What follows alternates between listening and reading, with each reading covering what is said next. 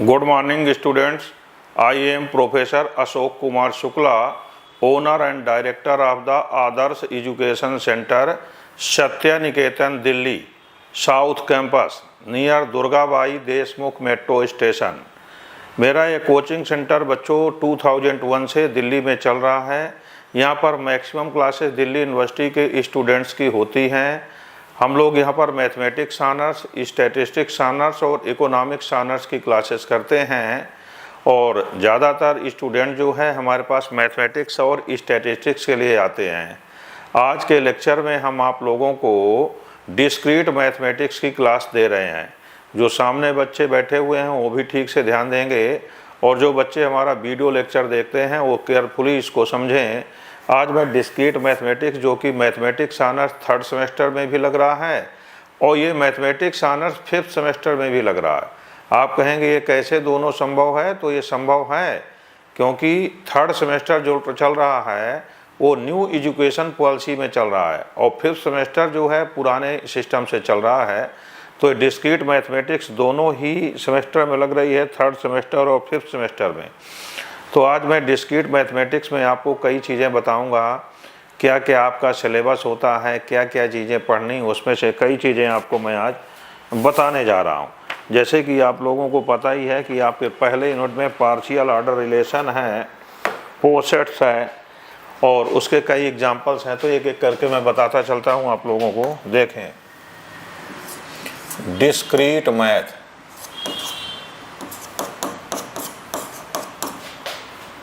Discrete maths for Delhi university student semester 3rd, semester 3 and 5। 3rd में भी लग रहा बच्चों और 5th में भी लग रहा है। यहाँ हम लोगों को डिस्क्रीट मैथमेटिक्स करना है। जो यूनिट फर्स्ट है आपका, यूनिट फर्स्ट में आपको क्या करना है बच्चों? यहाँ पर आपको करना है partial order relation. Partial order relation पहला नंबर पर, यहीं से डिस्क्रीट आपकी शुरू हो रही है। नंबर 2 में करना है partially ordered set, partially ordered set. Number 3 में करने हैं इसके वेरियस एग्जाम्पल्स।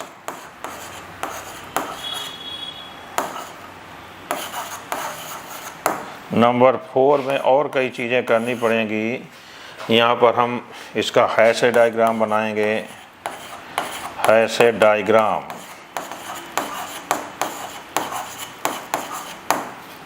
इसके बाद हम बताएंगे ऑर्डर्ड लेटिस,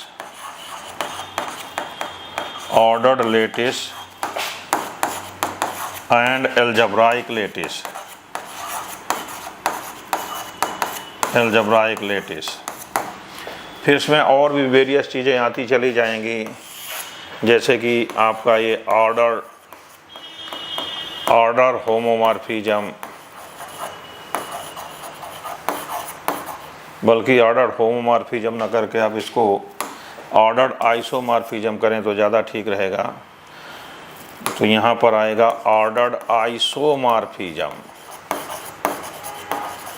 इसके बाद आ जाएगा एल्जेब्राइक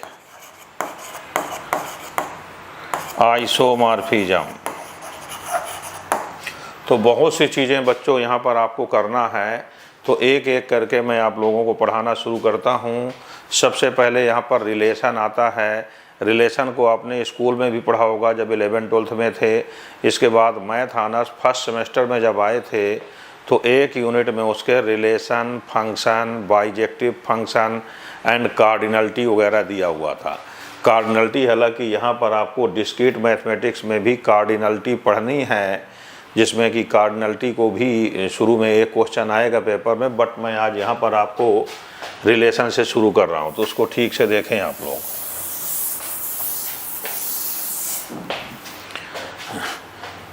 या कि पहले मैं थोड़ा सा आप लोगों को कार्डिनलिटी के बारे में भी बता देता हूँ तो ज़्यादा ठीक रहेगा। देखिए, सबसे पहले काउंटेबल सेट जान लीजिए। काउंटेबल सेट, काउंटेबल सेट दो प्रकार के होते हैं, या तो फाइनाइट होते हैं या तो ये डिनोमरेबल होते हैं। डिनोमरेबल, फाइनाइट तो आप समझ गए हैं। अब डिनोमरेबल का मतलब बता देता हूँ। Any infinite set A is called denumerable. इसको डिनोमरेबल बोलते हैं if there exist one correspondence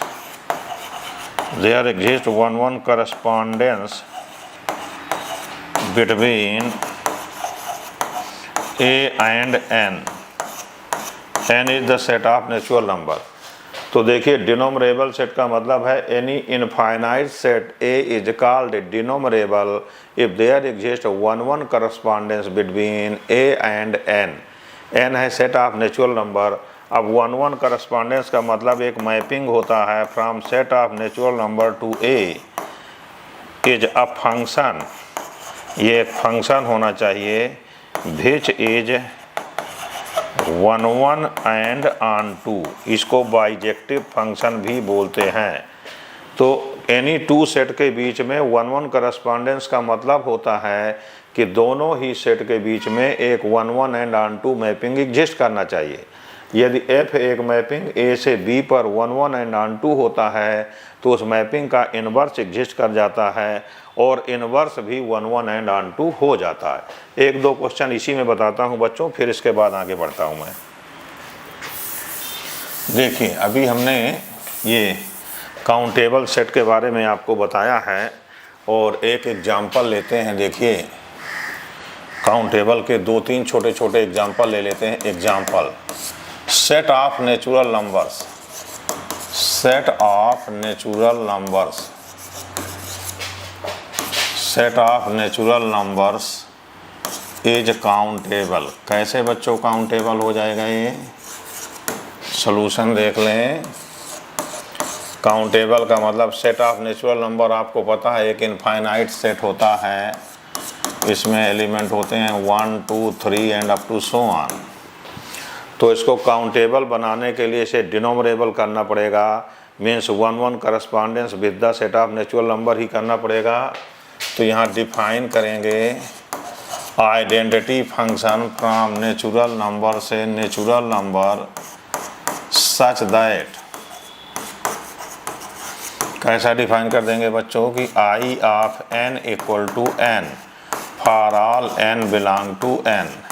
then this mapping is 1 and on 2 होगी। बहुत इजी है इसलिए इसको मैं प्रूफ नहीं कर रहा हूँ। 1 रिलेटेड टू 1, 2 रिलेटेड टू 2। एक बार डायग्राम से भी आपको दिखा दूँ तो ज़्यादा ठीक रहेगा। ये सेट ऑफ नेचुरल नंबर है, यहाँ भी सेट ऑफ नेचुरल नंबर है। 1, 2, 3, 4, 5 and up to so on आ जाएंगे। 1, 2, 3, 4, 5 and up to so on. देख लीजिए बच्चों ये मैपिंग जो आइडेंटिटी मैपिंग होती है every element is related to itself.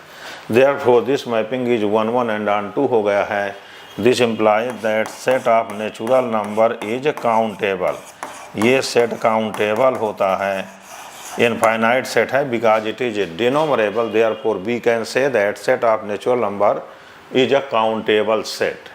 अब इस काउंटेबल सेट के बाद में और भी आप लोगों को मैं एक दो एग्जाम्पल पढ़ाने जा रहा हूँ, तो उनको भी एक एक करके आप देखते रहिए।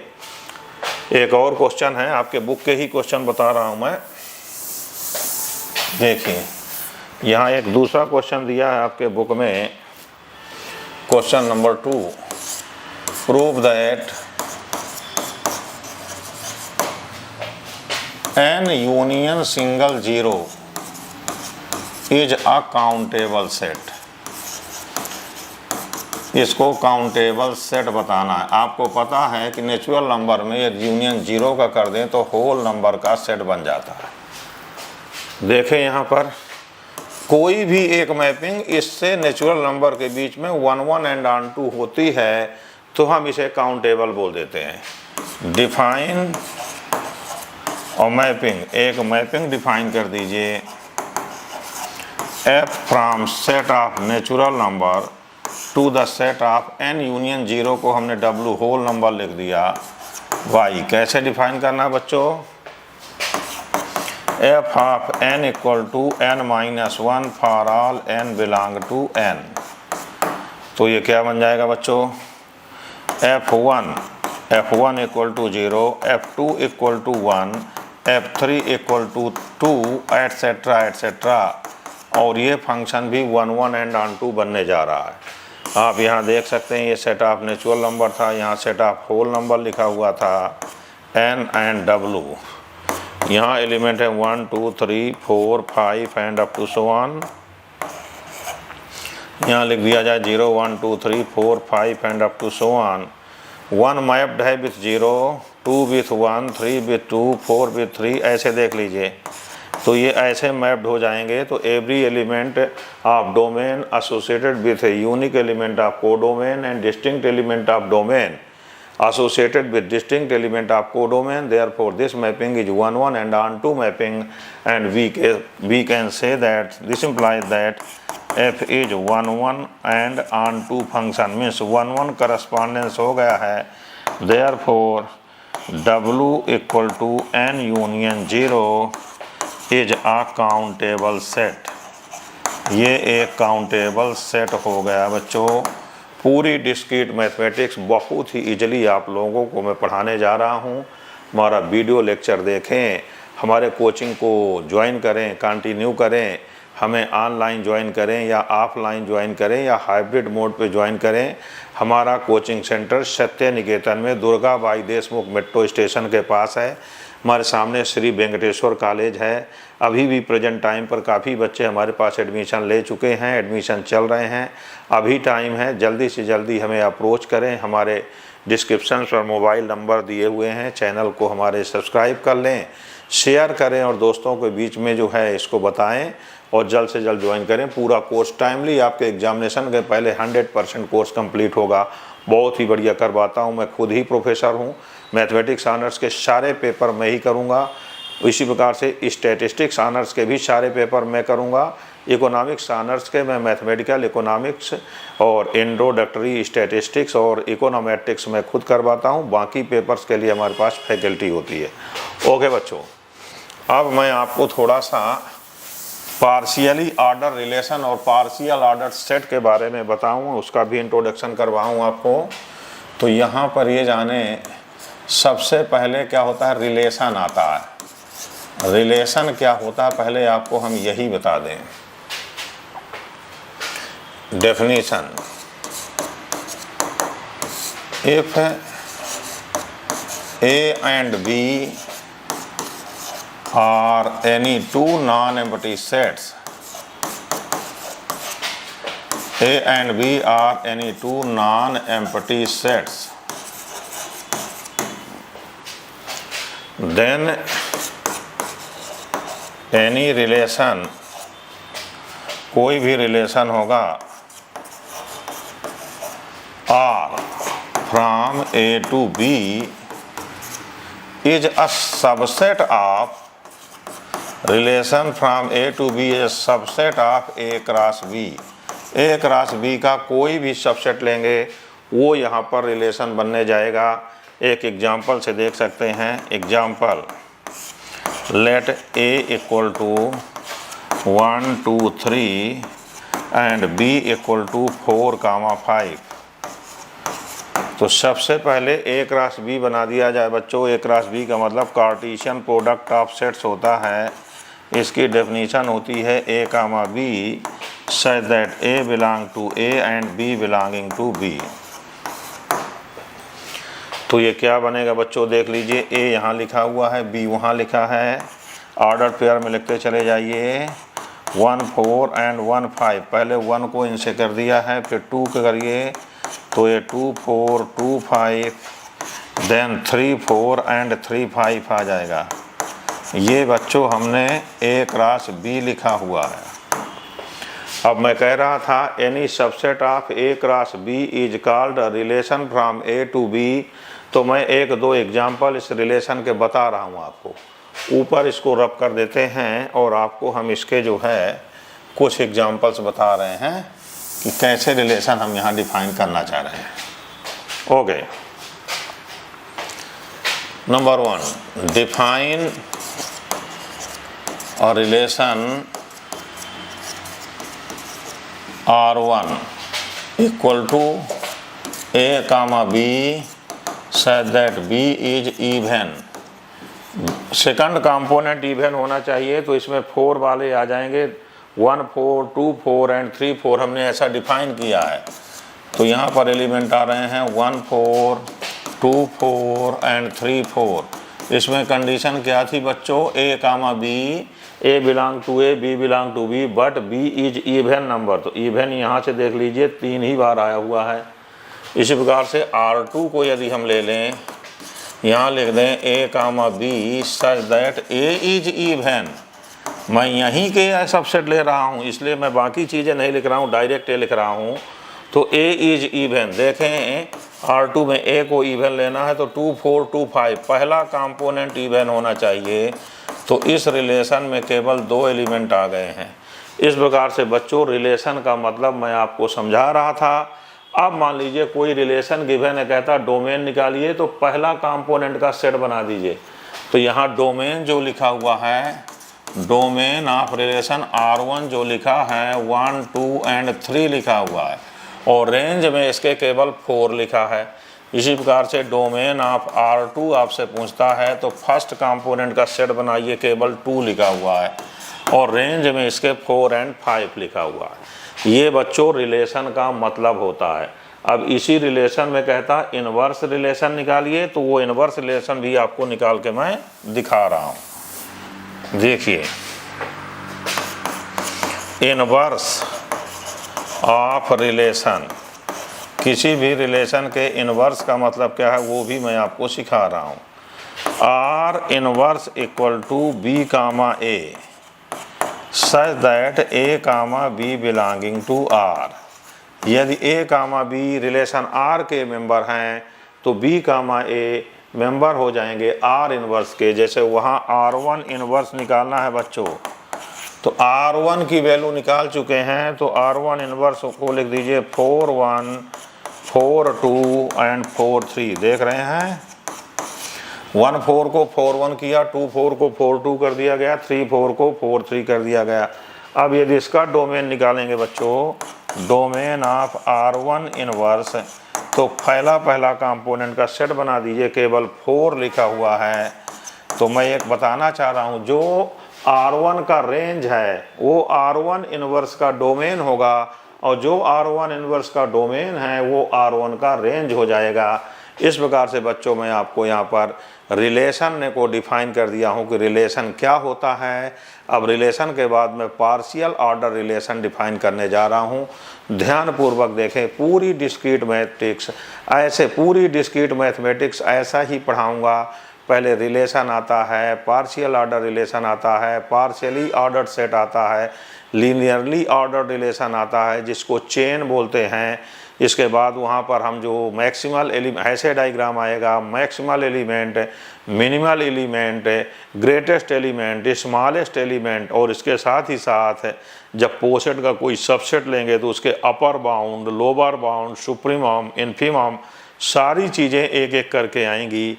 यहाँ पर मेनली जो है फंक्शन का भी आगे चल के बहुत बड़ा यूज होने वाला है, क्योंकि हर जगह 1 1 ऑन 2 और आइसोमॉर्फिज्म दिखाना पड़ेगा। एक एक करके देखे बच्चों, बहुत ही बढ़िया करवाऊँगा। अभी तक मैं सोशल मीडिया पर नहीं था, सोशल प्लेटफॉर्म पे नहीं था, केवल ऑफलाइन क्लासेस देता था, इसलिए आप लोग हमें नहीं जान पाए। अब मैं अभी 1 महीने से मैं भी सोशल प्लेटफॉर्म पे आ गया हूँ। सोशल मीडिया पर हमारा YouTube में आप वीडियो लेक्चर देख सकते हैं, वहाँ से डेमो ले सकते हैं, इसके बाद हमें ज्वाइन कर सकते हैं। हम आप लोगों का बहुत ही बढ़िया काम कर देंगे, आप चिंता नहीं करेंगे। देखिए, मैं अभी पार्शियल ऑर्डर रिलेशन को भी यहाँ पर डिफाइन करके आप लोगों को बता रहा हूँ कि पार्शियल ऑर्डर रिलेशन क्या होता है। तो यहाँ हम पहले लिखेंगे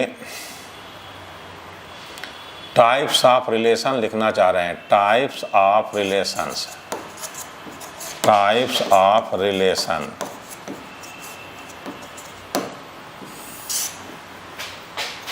any binary relation any binary relation on a non-empty set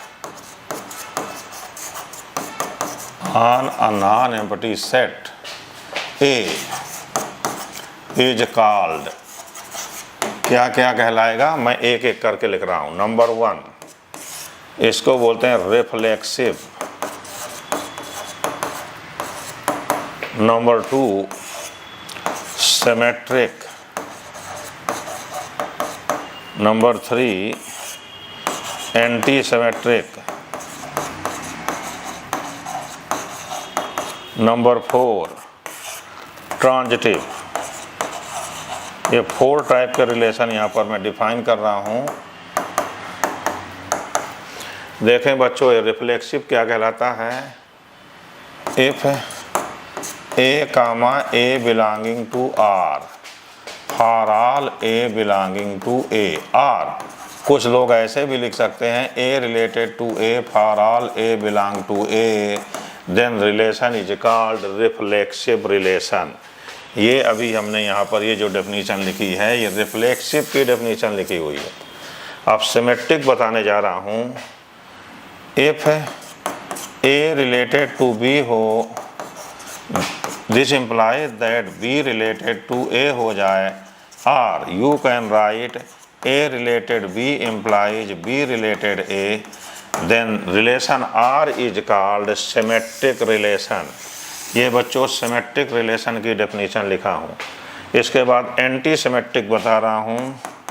if A related B हो एंड B रिलेटेड A हो, तो उस स्थिति में कर देना होना चाहिए इसको A equal to B।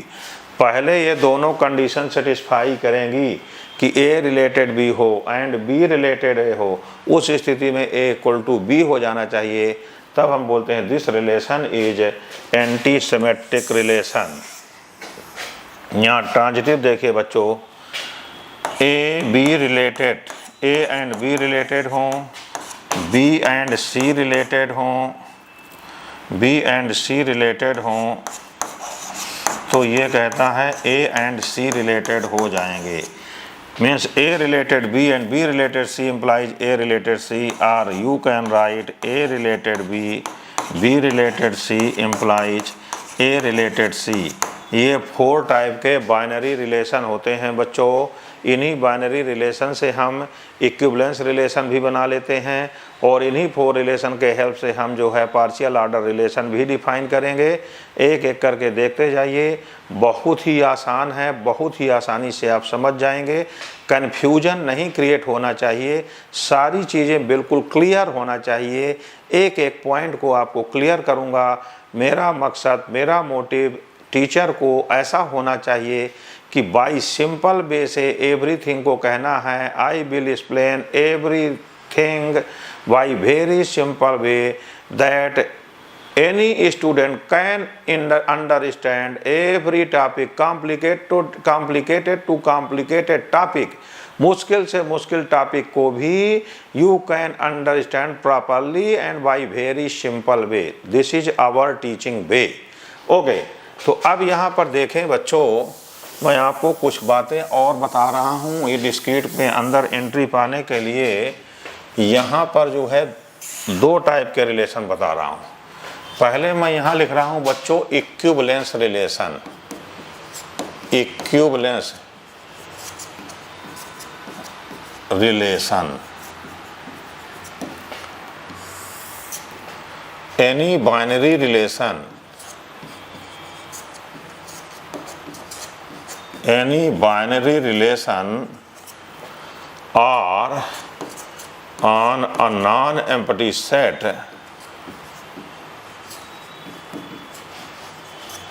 A is called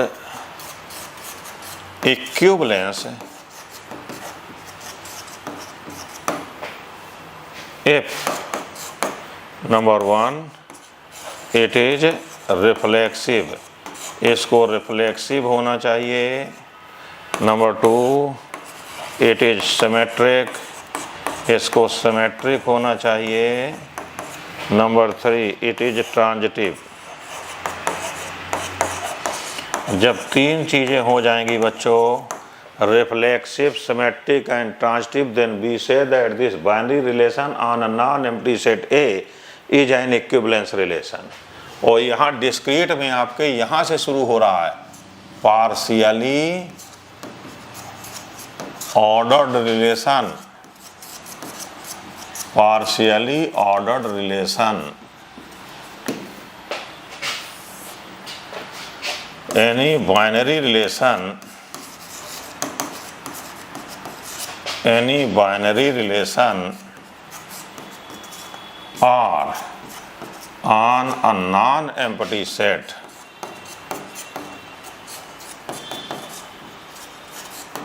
is called partially ordered relation. This is called partially ordered relation.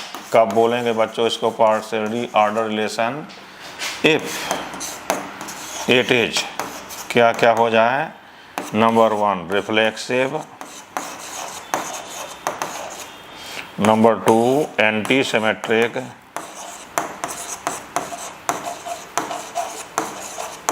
And number 3 transitive. देखिए बच्चों, इक्विवेलेंस में रिफ्लेक्सिव, सिमेट्रिक एंड ट्रांजिटिव था। पार्शियल ऑर्डर रिलेशन में reflexive, anti symmetric and transitive है। Reflexive और transitive तो दोनों में सेम है, यहाँ सिमेट्रिक था तो वहाँ एंटी सिमेट्रिक हो जाता है। एक बात ध्यान देना बच्चों, जो रिलेशन सिमेट्रिक नहीं है इसका मतलब ये नहीं है कि वो एंटी सिमेट्रिक हो गया है। कुछ ऐसे भी रिलेशन है जो सिमेट्रिक भी नहीं है और एंटी सिमेट्रिक भी नहीं है। इसलिए इस कन्फ्यूजन को अपने अंदर नहीं रहने देना कि यदि सिमेट्रिक नहीं है तो आप धड़ल्ले से बोल दीजिए कि एंटी सिमेट्रिक है। No, it is wrong. Any binary relation is called partially ordered relation if it is reflexive, anti symmetric and transitive. अब यदि ऐसा हो गया देन वी से दैट जब पार्शियल ऑर्डर रिलेशन डिफाइन हो गया है, then we say that A is a partially ordered set। इसको हम फिर partially ordered set बोलते हैं या ordered set भी बोल दिया जाता है। and denoted by partially ordered set को A को बनाना है तो यहाँ ये सिंबल है बच्चों, पार्शियल ऑर्डर रिलेशन का ये मैंने सिंबल लिखा है, मैंने लेस आर इक्वल नहीं लिखा हुआ है। इसका मतलब लेस आर इक्वल नहीं है, यूजुअल नोटेशन नहीं है। ये नॉन एम्प्टी सेट ए में पार्शियल ऑर्डर रिलेशन डिफाइन हो गया है, then we can say that A is a partially ordered set, या इसी को हम लोग पोसेट भी बोलते हैं। पोसेट, पार्शियली ऑर्डर्ड सेट भी ए को बोला जाता है इफ ए में एक रिलेशन डिफाइन हो जाए जो कि रिलेशन पार्शियली ऑर्डर्ड रिलेशन हो जाए। छोटे छोटे 2 एग्जाम्पल बताता हूं बच्चों, फिर इस लेक्चर को यहीं पर रोकते हैं। ओके,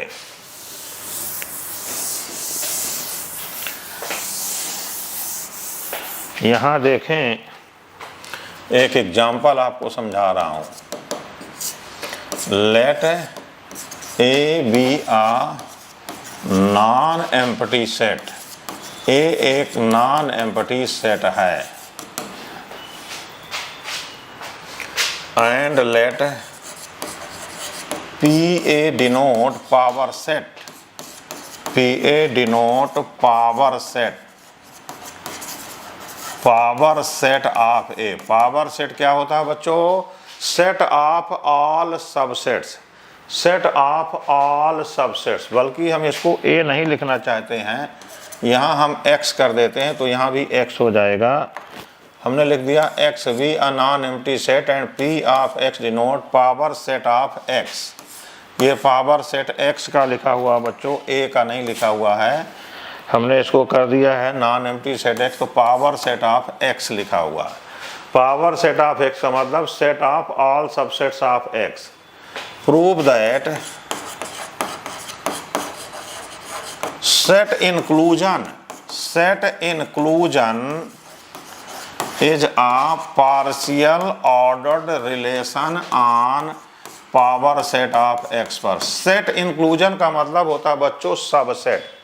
सेट इंक्लूजन का मतलब होता है सबसेट। दैट इज वो ये कह रहा है ए रिलेटेड टू बी होगा if and only if A subset of B हो जाए। ऐसा रिलेशन को डिफाइन किया हुआ। ए रिलेटेड टू बी होगा if and only if A subset of B, और you can write A related to B if and only if A is subset of B. इस relation को prove करना है कि this relation is a partial order relation. तो सबसे पहले देखिए बच्चों reflexive. Every set is subset of itself होगा for all A belonging to power set of X में। We know that every set is subset of itself होता है, therefore reflexive relation satisfied. यहाँ पर ये सेटिस्फाई हो गया है या इसको होल्ड लिख सकते हैं। इसके बाद एंटी सिमेट्रिक में आइए बच्चों। एंटी सिमेट्रिक, एंटी सिमेट्रिक के डेफिनीशन हमने बता दिया था आपको कि let A and B belonging to power set of X हैं and let A related to B है and B related to A है। हम ये मान के चल रहे हैं कि ऐसी कंडीशन है। दैट इज हम लेकर चल रहे हैं A is subset of B है and B is subset of A है। आपको सेट थ्योरी से पता है कि यदि ए सबसेट है बी का, बी सबसेट है ए का, तो इसी का मतलब होता है कि ए इक्वल टू बी हो गया है। This implies that A equal to B, therefore anti symmetry hold हो गया है। बच्चों देखिए एंटी सिमेट्री में हमने क्या लिया, two member of P X ले लिया है। Suppose A related to B है and B related to A है। This implies that A is subset of B and B is subset of A, therefore by set theory B can say A equal to B. दस यहाँ पर anti symmetry hold हो गया। अब बच्चों देखिए transitive बताने जा रहा हूँ। ट्रांजिटिव, ट्रांजिटिव को भी दिखा दिया जाए तो ये अपना जो है पूरा का पूरा जो है पार्शियल ऑर्डर रिलेशन हो जाएगा। तो ये देखें transitive, transitive let A B and C belonging to power set of X. Power set of X के 3 एलिमेंट ले लिया है एंड लेट हमने रिलेट किया कि A is related to B है, ए बी रिलेटेड हैं, ए रिलेटेड टू बी है, बी रिलेटेड टू सी है। दैट इज यहाँ ये लिखा बच्चों कि A is subset of B है and B is subset of C है। आपको सेट थ्योरी से पता है कि A is subset of C हो जाएगा। This implies that A related to C हो जाएगा। देयरफॉर ट्रांजिटिव प्रॉपर्टी भी होल्ड हो गया है, सेटिस्फाई हो गया है। तो इस रिलेशन में तीनों ही रिलेशन सेटिस्फाई है, रिफ्लेक्सिव है, एंटी सिमेट्रिक है, ट्रांजिटिव है। Therefore this relation is an equivalence relation. Equivalence relation this relation is a partial order relation हमें बताना था। This relation is a partial order relation. Partially order relation हो गया है, या इसी को हम बोल सकते हैं that is power set of X with set inclusion is a poset. ये पार्शियली ऑर्डर सेट हो चुका है बच्चों, हैंस प्रूव्ड। तो हमने आपको एक लेक्चर दिया यहाँ पर बच्चों, जो यहाँ बैठे हैं वो सभी समझ रहे हैं। जो हमारा ये वीडियो देखेंगे वो भी ठीक से समझने का प्रयास करें, ज्वाइन करें। मैं आपसे प्रॉमिस कर रहा हूँ कि सारा कोर्स आपका एग्जामिनेशन के पहले कंप्लीट कर दूँगा। आप किसी भी कॉलेज में पढ़ रहे हैं, नॉर्थ कैंपस में है, साउथ कैंपस में है, आप हमारे पास आ सकते हैं। ऑनलाइन आएँ, ऑफलाइन आएँ या हाइब्रिड आएँ, आपका काम पूरा का पूरा बहुत अच्छे ढंग से एग्जामिनेशन के पहले कंप्लीट कर दिया जाएगा। हमारे कई वीडियो लेक्चर पड़े हुए हैं, हमारे चैनल में जाकर आप मीट्रिक स्पेस के वीडियोज़ देख सकते हैं। आप वहाँ पर ग्रुप एक्शन के, ग्रुप थ्योरी के वीडियोज़ देख सकते हैं। कैलकुलस, अलजेब्रा, एनालिसिस जितना भी देखना है सारा का सारा देख सकते हैं। कई वीडियोज़ आ रहे हैं और आगे आते भी रहेंगे। चैनल को सब्सक्राइब कर लें, आपको फर्दर वीडियोज़ अपने आप आसानी से मिल जाएंगे। ओके बच्चों, थैंक यू, नमस्कार।